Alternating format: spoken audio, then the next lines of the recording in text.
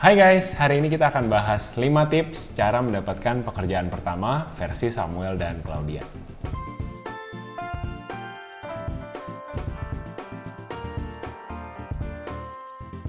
Hai guys, kenalin gue Samuel dan ini istri gue, Claudia. Di channel ini kita suka ngomong seputar karir, keuangan keluarga, dan isu-isu dewasa muda lainnya. Hari ini kita mau bahas 5 tips cara dapetin kerjaan pertama kalian. Nah, tapi sebelum kita ngobrol lebih lanjut, hari ini gue mau ngenalin kalian ke sponsor video hari ini, yaitu Niaga Hoster.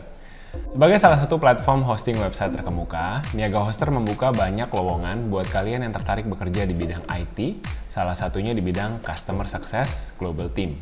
Apa aja keuntungan bekerja di Niaga Hoster? Kerjanya remote, fasilitas lengkap mulai dari laptop dan headset, resources untuk belajar seperti Udemy, buku yang bisa di-request ke tim HR, bacaan premium seperti HBR dan Medium. Values bekerja di Niaga Hoster ada beberapa, 3 diantaranya. Freedom and responsibility, learn and be curious, customer obsession, di mana Niaga Hoster punya pola kerja yang customer centric. Sebagai bagian dari Customer Success Global Team, kamu bisa mendapatkan 1.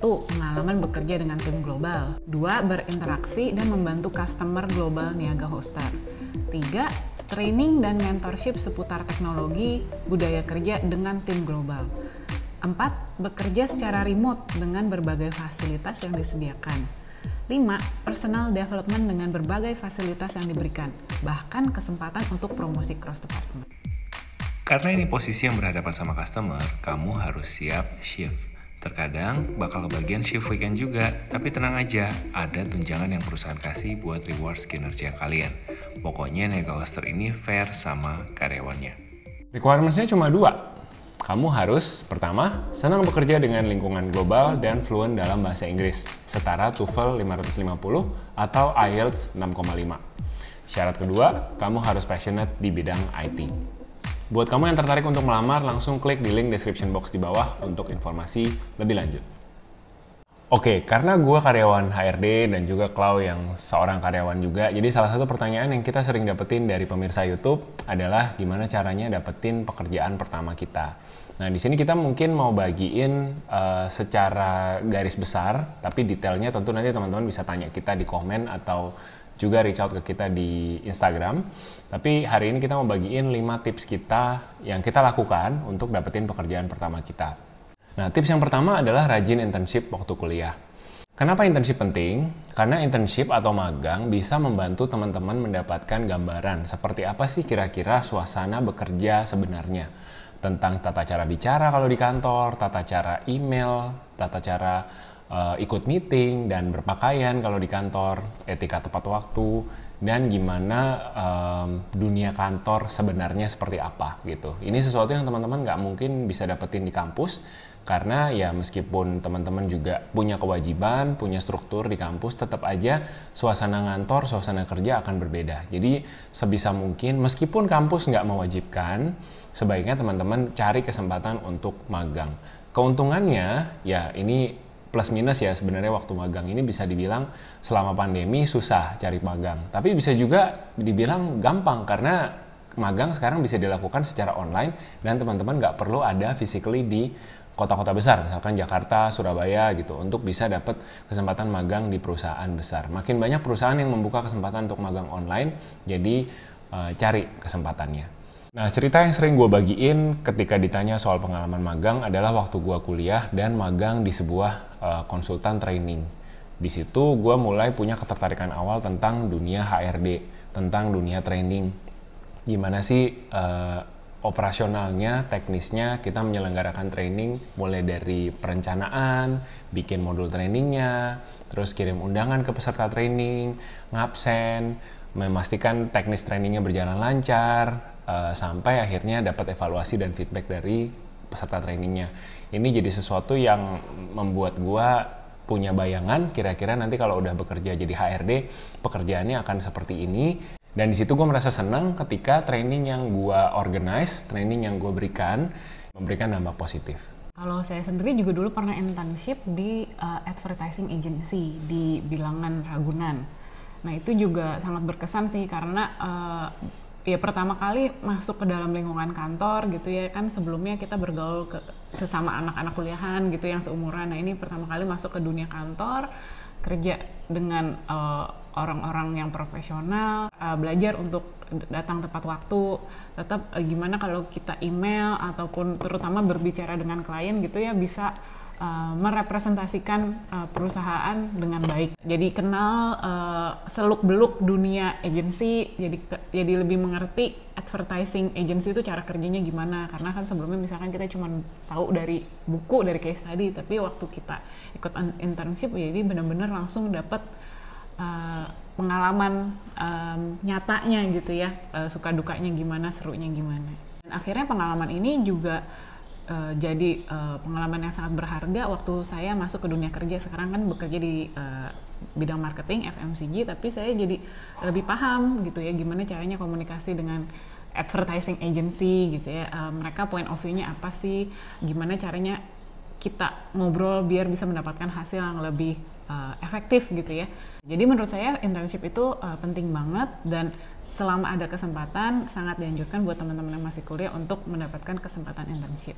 Oke, yang kedua itu rajin ikut berorganisasi, dimulai dari saat kuliah. Selama kuliah itu yang penting bukan hanya mendapatkan IP yang paling tinggi, tapi juga gimana caranya kita belajar tentang networking, belajar teamworking. Jadi kalau kita masuk ke satu organisasi itu kita bisa mendapatkan pengalaman berharga gitu ya, gimana caranya kerjasama sama orang lain, paham dinamikanya. Suatu organisasi itu gimana, belajar untuk ya menyampaikan pendapat di dalam satu forum, terus mungkin kalau bisa jadi ketua gitu atau pengurus, kita belajar caranya memimpin teman-teman yang lain. Jadi itu suatu pengalaman yang sangat berharga dan jangan sampai dilewatkan juga gitu, karena nanti biasanya pas interview pertama pun yang ditanya bukan cuman kamu belajar apa aja atau IPK kamu berapa gitu kan, pasti ada ditanya juga ada pengalaman organisasi nggak gitu. Dan pasti itu menjadi salah satu pertimbangan juga untuk kantor atau perusahaan untuk meng-hire kamu. Fun fact, gue dan Klau ketemu karena gue ikut organisasi. Mungkin nggak secara langsung, cuman waktu Klau datang ke Jepang, kita di kampus yang sama kan. Waktu Klau datang ke Jepang, gue udah duluan 2 tahun kuliah di sana, dan gue masuk ke dalam satu organisasi namanya Resident Assistant. Nah, di dalam Resident Assistant ini kita tugasnya sebagai semacam kakak asrama lah gitu. Jadi kalau ada mahasiswa baru datang, kita yang kasih orientasi. Nah, salah satu pekerjaan gue adalah waktu itu mengorientasi Ciklau pada saat baru sampai ke Jepang. Jadi kayak nemenin ke supermarket, nemenin ke gereja dan lain-lain. Jadi buat teman-teman yang jombloan dan jomblowati, mungkin organisasi bisa jadi tempat kalian bertemu dengan jodoh kalian. Amin. Siapa tahu bisa seperti kami di sini. Amin. Oke, tips yang ketiga adalah rajinlah ikut Career Expo.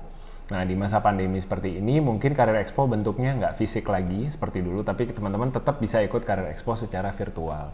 Informasinya banyak, teman-teman bisa temukan di Instagram, di website-website perusahaan, dan banyak tempat lainnya yang teman-teman bisa ikutin. Keuntungannya teman-teman ikut Career Expo adalah kesempatan untuk ketemu langsung dengan perusahaan, tapi lebih tepatnya orangnya langsung. Karena banyak dari Career Expo ini ada HR representatifnya yang nungguin booth-nya gitu. Booth-nya kan dulu fisik, sekarang booth-nya virtual. Tetap teman-teman bisa chatting sama orang tersebut. Nah, kenapa penting untuk punya kenalan? Kalian tahu kan yang namanya power of orang dalam. Nah, buat teman-teman yang nggak punya orang dalam, Career Expo bisa jadi salah satu tempat untuk teman-teman establish connection dengan orang-orang dalam gitu. Bukan kemudian untuk minta-minta gitu kan. Ikoy-ikoyan dong, cari kerja gitu, kasih kita kerjaan, bukan, tapi lebih kepada ya udah establish relationship, jadi temennya, kasih tahu kualifikasi teman-teman, jual diri teman-teman secara pantas, supaya hopefully teman-teman meninggalkan kesan yang baik buat si recruiter bisa mengkontak teman-teman di kemudian hari. Oke, jadi fun fact. Oke, lanjut apa fun fact-nya? Oke, jadi fun fact, kita berdua juga mendapatkan kerjaan pertama kita di Career Expo on campus waktu di Jepang sana. Memang kalau perusahaan-perusahaan yang udah ikut Career Expo, mereka udah jelas gitu tujuannya kan, sebenarnya mau hire sebanyak-banyaknya gitu. Jadi ya kalau kita rajin ikut, pasti akan lebih banyak kesempatan juga untuk bisa mendapatkan pekerjaan. Dan setahu saya pasti kalau mereka ikut expo seperti itu, mereka ada KPI-nya ya Sam ya, mereka harus dapat masuk CV berapa banyak hari itu, lalu harus ada berapa orang yang direkrut melalui expo itu. Karena kan juga pasti ada biaya ya untuk perusahaan melakukan expo. Jadi itu kesempatan emas buat teman-teman. Tips yang keempat untuk mendapatkan pekerjaan pertama adalah terus mengasah skill dan tingkat percaya diri teman-teman. Interview itu sedikit banyak seperti kalian perform di atas panggung, nyanyi, pidato.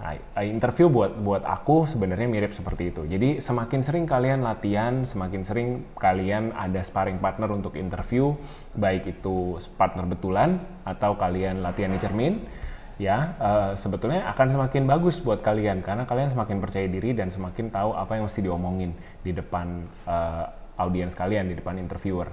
Jadi nggak perlu kalian pilih-pilih gitu. Ketika kalian cari kerja, apalagi pekerjaan pertama, ada kesempatan untuk interview dimanapun, perusahaannya mau besar mau kecil, datang dulu aja.